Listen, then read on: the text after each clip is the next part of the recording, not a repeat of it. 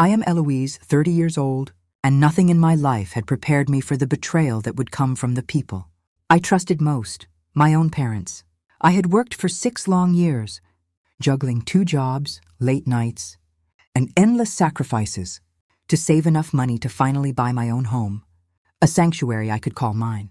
It was modest, yet perfect, a place where I imagined freedom, peace, and a life built on my own choices. But the day I signed the papers and held the keys in my trembling hands, the unthinkable happened. My parents, people who should have celebrated my hard work, dragged me into a courtroom instead. They stood there with polished shoes and smug expressions, pointing fingers and whispering arguments that made my stomach twist. "That house belongs to your sister," they said, their voices carrying a chilling finality. I froze, unsure if I had heard correctly. The room seemed to tilt, my heart pounded, and the weight of their accusation pressed on me like a physical force. Everything I believed about family, loyalty, and trust shattered in that instant. Their eyes, once filled with warmth, were now cold and calculating, and I realized this was more than a misunderstanding. It was a deliberate act of sabotage, a war against my independence and my very sense of self. My mind raced, trying to grasp the logic of their cruelty, but all I could feel was a mix of disbelief, anger, and a terrifying sense of isolation. I looked around the courtroom, searching for some ally, some sign that reason might prevail, but the sterile walls offered no comfort, only echoing the gravity of their betrayal. And in that moment, I understood that nothing in my family ever stayed where it should. Trust was fragile, and love was conditional. Every smile, every word of encouragement I had ever received now seemed suspect, tainted by a hidden agenda I had been blind to for decades. My hands shook as I tried to speak, but the words caught in my throat, tangled with disbelief and anger. How could the people who raised me, who taught me right from wrong, suddenly claim ownership over a life I built with my own blood, sweat, and tears? Their lawyer's voice cut through my confusion, listing documents, receipts, and twisted interpretations of wills I had never even seen. The courtroom seemed to shrink around me, suffocating, echoing with every accusation they hurled. I felt the walls of my carefully constructed life cracking. Yet somewhere inside, a small flame of defiance sparked. I would not let them erase my years of sacrifice. I would fight, not just with papers and contracts, but with every ounce of truth, logic, and resilience I possessed. I caught my reflection in the polished surface of the table, a woman forced to confront betrayal, a sister pitted against her own parents, and a daughter realizing that family love can sometimes hide venom. And in that quiet, terrifying moment, I promised myself I would survive this no matter the cost. The trial dragged on, each day heavier than the last, as my parents painted a story where I was greedy, selfish, and unworthy of the life I had worked tirelessly to create. I sat in the courtroom, my knuckles white as I gripped the edge of the table, listening to their rehearsed narratives, the lies seeping through every carefully chosen word. The judge's eyes flicked between us, but I could sense the doubt in the air, the silent question of whether blood ties should outweigh justice. Outside the courtroom, whispers followed me, neighbors, friends, distant relatives, all questioning, judging, assuming things I hadn't done. I felt the weight of isolation pressing down, yet beneath the fear and anger, something sharper grew, determination. I began documenting everything, receipts, messages, proof of my purchase, my hard-earned savings meticulously traced to each deposit. Late nights turned into relentless research, and each piece of evidence became a weapon in my silent rebellion. My mind sharpened, focused, fueled by betrayal and the urgent need to reclaim what was rightfully mine. Every sneer from my parents, every whispered doubt from onlookers, strengthened my resolve, carving a path through the storm. I wasn't just fighting for a house anymore. I was fighting for respect, dignity, and the principle that no one could steal the future I had built. And in those dark hours, I began to see the truth. Resilience could become a weapon sharper than any courtroom argument. I hired my own lawyer, a sharp woman named Miranda, whose presence alone gave me a sliver of hope in the suffocating courtroom.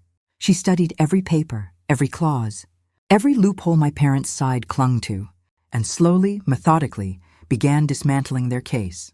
The tension in the room grew palpable with every session. My parents' smug confidence began to crack, revealing glimpses of panic beneath their carefully constructed facades. I watched them squirm under pointed questions and undeniable evidence that proved my ownership of the house. Outside, I could feel the weight of public opinion shifting, as whispers of injustice turned into murmurs of support for the underdog standing her ground. Nights were long, and sleep became a fragile luxury as I prepared for the next court day, revisiting every detail, anticipating every attack. But amidst the chaos, a curious clarity emerged. I realized my parents' anger was never about the house. It was about control, about keeping me tethered to a life defined by their rules. And in that revelation, a strange calm settled over me, a quiet fire igniting. I would not bend, I would not break, and I would not allow their toxic definition of family to dictate my life. The house symbolized more than bricks and walls. It was the embodiment of my independence, my strength, and my refusal to be silenced. Each day, each confrontation, each accusation only fueled my determination to claim what was mine. The courtroom became a battleground of wills, my parents' words sharp as knives, my lawyers' rebuttals precise and unwavering. Every claim they made felt personal, a calculated attempt to humiliate me and strip away the autonomy I had fought for. I could feel the tension like static in the air, a storm waiting to break. Witnesses were called, some sympathetic, some loyal to my parents, each testimony a thread in a web of manipulation and deceit. I listened carefully, taking mental notes, noting contradictions, inconsistencies, every subtle hint of exaggeration. Outside, my sister's silence haunted me. She neither defended me nor spoke for herself, an ambiguous presence that added layers of uncertainty to the case. But instead of weakening me, this ambiguity sharpened my focus. I could no longer rely on family to act with fairness, and I realized that my strength had to come from within. Late into the night, I pored over financial records, tracing every penny, every payment, proving beyond doubt that the house was purchased with my own labor and sacrifice. With each discovery, a surge of triumph electrified my veins. I began to see the threads of a larger story. This was not just a dispute over property, it was a confrontation with the toxic legacy of entitlement, manipulation, and deceit that had silently governed my family for years. And in that realization, I felt a strange mix of sorrow and exhilaration, readying myself for the final confrontation that would decide not just the house, but my entire sense of self. The day of the final hearing arrived, and the courtroom was thick with anticipation. My parents' faces were masks of confidence, but I sensed the tremor beneath their composure. I walked in, head held high, clutching my folder of evidence like a shield, every step echoing the years of struggle that had led me here. Miranda whispered a few last instructions, her calm confidence seeping into me like a lifeline. As the judge called the session to order, I felt the weight of the past, the injustices, and the relentless manipulations that had brought us here. My parents' lawyer launched into a rehearsed tirade, attempting one last time to undermine me, painting me as greedy, reckless, unworthy. I held my ground, heart racing, voice steady as Miranda presented my evidence, bank statements, contracts, communications, all irrefutable proof of my rightful ownership. The tension was unbearable. A taut wire stretched to its limit, every glance, every word amplified into a battle for justice. And then as the judge leaned forward, reading through the meticulously compiled proof, I felt the room shift. The atmosphere of intimidation, of betrayal, began to crumble, replaced by the undeniable weight of truth. My parents' smirks faltered, their whispered reassurances to each other dissolving into anxiety. For the first time, I sensed that victory was within reach, not just for the house, but for my sense of autonomy and the silent reclamation of my dignity. The judge paused, scanning the documents, then looked directly at my parents, his gaze unwavering and commanding. The room held its breath as he asked questions that my parents struggled to answer, each hesitation, each contradiction, further unraveling their carefully constructed narrative. I felt a strange mixture of vindication and disbelief. I had prepared for this battle, but seeing the cracks appear in real time was almost surreal. Miranda's voice was firm, relentless, guiding the court through the evidence, leaving no room for misinterpretation or deceit. My parents' anger simmered beneath the surface, their once confident posture now edged with desperation. Every second stretched, the tension thick as a storm cloud ready to burst, and I felt the culmination of years of sacrifice, struggle, and determination converging into this single moment. My sister remained silent, her eyes flicking between us, a quiet acknowledgement of the chaos they had orchestrated. I realized then that this battle was bigger than a house. It was a confrontation with control, manipulation, and the toxic legacy of a family that valued entitlement over justice. And in that realization, my resolve hardened. I was no longer just a victim of circumstance. I had become a force, a testament to resilience, strength, and the relentless pursuit of truth. The storm around me raged, but inside, a quiet certainty took hold. I would not be broken. As the hours dragged on, I watched my parents' confidence erode with every carefully presented fact. The courtroom, once a stage for their intimidation, became a theater of revelation, exposing years of manipulation and entitlement. Witness after witness testified, some reluctantly, others firmly supporting my claim, each story a thread unraveling the web my parents had spun. I felt a strange mixture of triumph and sorrow. Triumph for the truth emerging, sorrow for the family I thought I knew, now revealed as something almost unrecognizable. Miranda's cross-examinations were surgical, slicing through falsehoods with precision, exposing contradictions that left my parents scrambling for answers. I could see the fear creeping into their eyes, the realization that their scheme was collapsing under the weight of undeniable evidence. Outside the courtroom, news of the dispute had begun to circulate, whispers turning into murmurs of support for the daughter standing up to injustice. With every pointed question, every irrefutable piece of proof, the scales began to tip in my favor. I felt a surge of empowerment unlike anything before. I had stepped into the arena as a victim, but with each revelation, each declaration of truth, I was emerging as a warrior, armed not with weapons, but with resilience, intelligence, and unwavering determination to reclaim what was rightfully mine. The final day of arguments arrived, and the tension in the courtroom was almost unbearable. My parents' last-ditch attempts to sway the judge were feeble, their voices tinged with frustration and disbelief.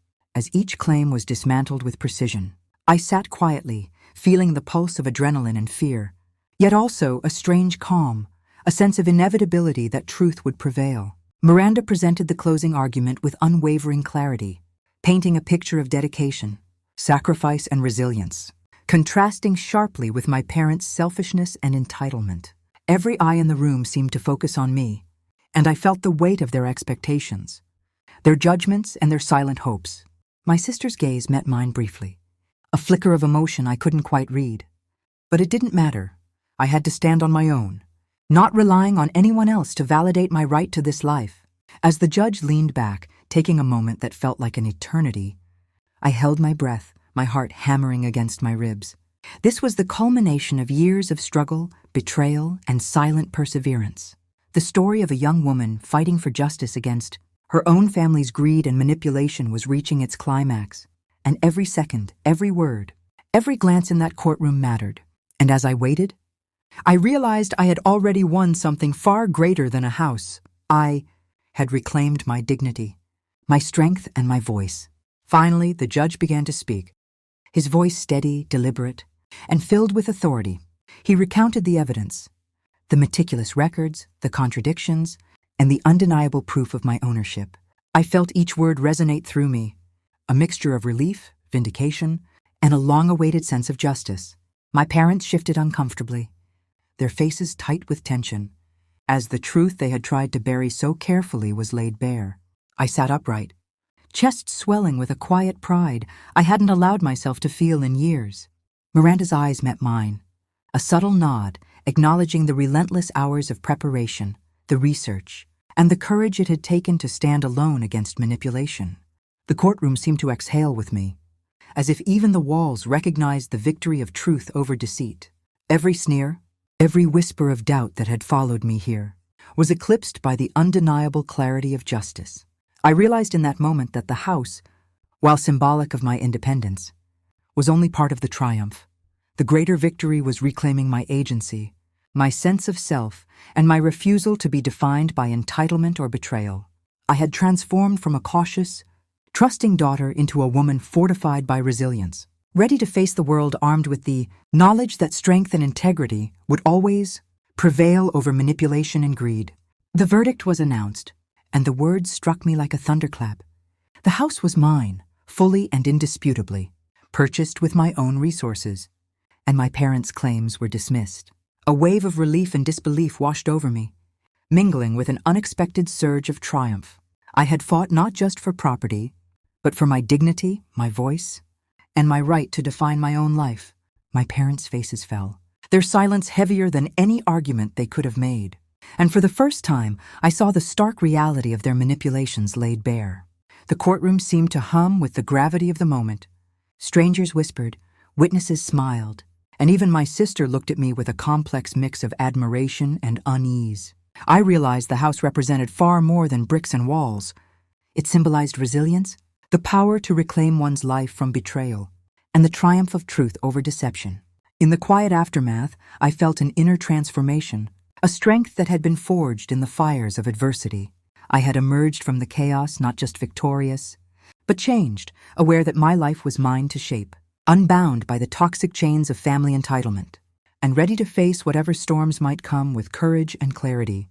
As I walked out of the courtroom, keys to my house clutched tightly in my hand, a strange sense of freedom washed over me, mingled with the echoes of betrayal and the lessons learned in their shadows. My parents' silence trailed behind me like a fading storm, powerless against the truth I now carried like armor. Each step toward my home felt like a reclaiming of years stolen by manipulation, entitlement, and hidden agendas, a journey from victim to survivor, from cautious daughter to unshakable woman.